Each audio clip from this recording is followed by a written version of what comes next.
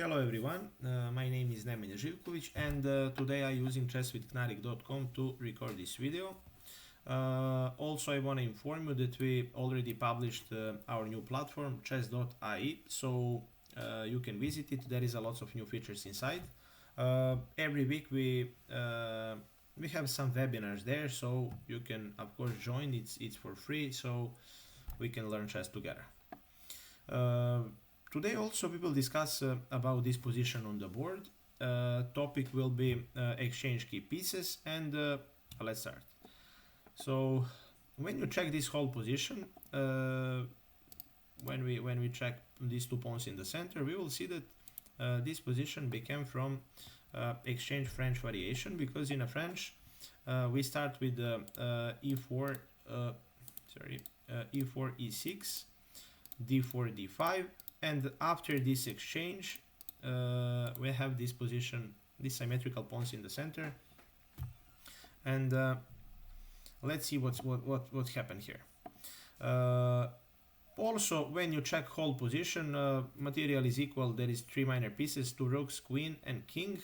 Also, white has same material, but there is a problem with this pawn on f4. It's a bit exposed pawn there, and of course sometimes that's okay for white if you can manage to attack a bit faster on a king side, and it should be solid option. But in this position, when you have these open files in the center, that's not perfect pawn for white, because when they have these two exposed pawns, we will always try to put our knight in the center in the future if it's possible, on e4. e4 should be very solid outpost for our knight, and we will fight for that square.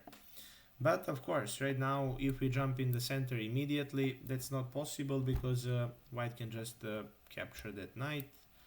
Knight takes, pawn takes, bishop takes, and white will be clear pawn up, because when we capture his bishop, he will capture with the rook, and that's not good for us.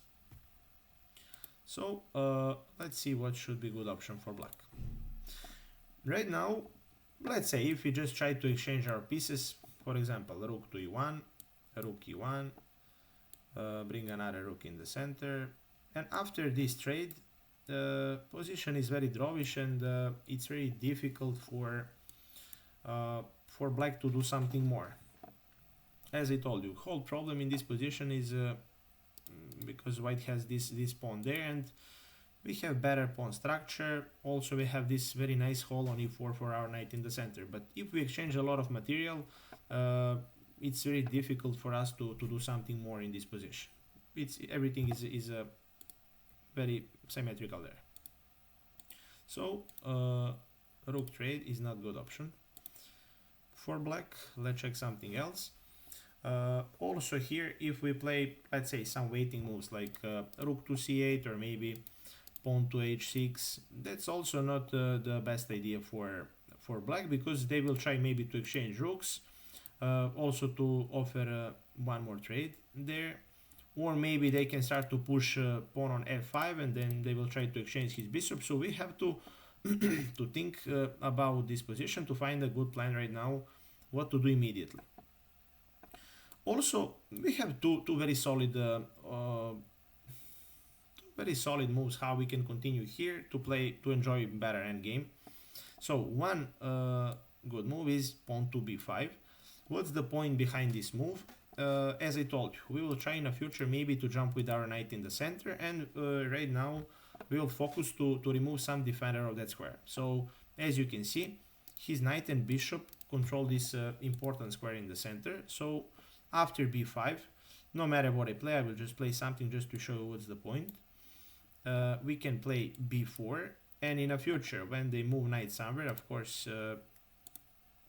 there is no option to jump here or here, because we have bishop and queen on d7 and c6, so we can just collect the knight. When they go somewhere back, then we will try to remove another defender of that square in the center. So when we play bishop to b5, we want to trade our bishop on c6 is not perfect bishop, because there is a pawn on the same color in the center, so it means that bishop is not that strong.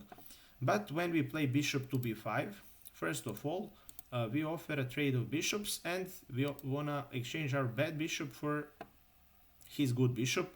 Also, that bishop control very important square for our knight in the center on e4. Right now, okay, if they capture, queen takes, we grab a bit more space on a queen side of the board. As I told you, we have very nice control of this important square for us, and it's very nice game for black here.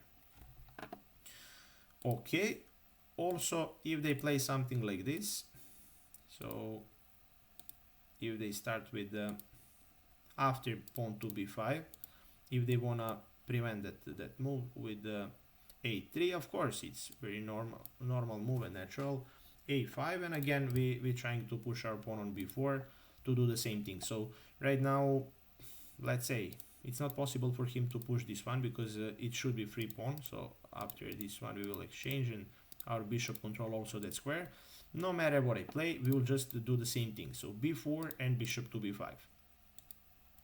This is one way how we can continue here, and also very solid option for us is also to play bishop here. What's the point behind the bishop to b4? After this move, the same thing. So we wanna capture bishop. We wanna trade bishop for knight, remove defender of this important square in the center, and let's say they just play something like a3 or something similar. We will just capture. No matter how they recapture with pawn or bishop, it's almost the same. Then again, remove another defender, bishop to b5, and after some trade, in a future we will have amazing square for our knight in the center. So that's the whole idea in this position. So no matter what I play, how they continue, we will jump with the knight in the center, and this is perfect knight against this bad bishop. And of course middle game and end game is much better for us, and it's simple game for black.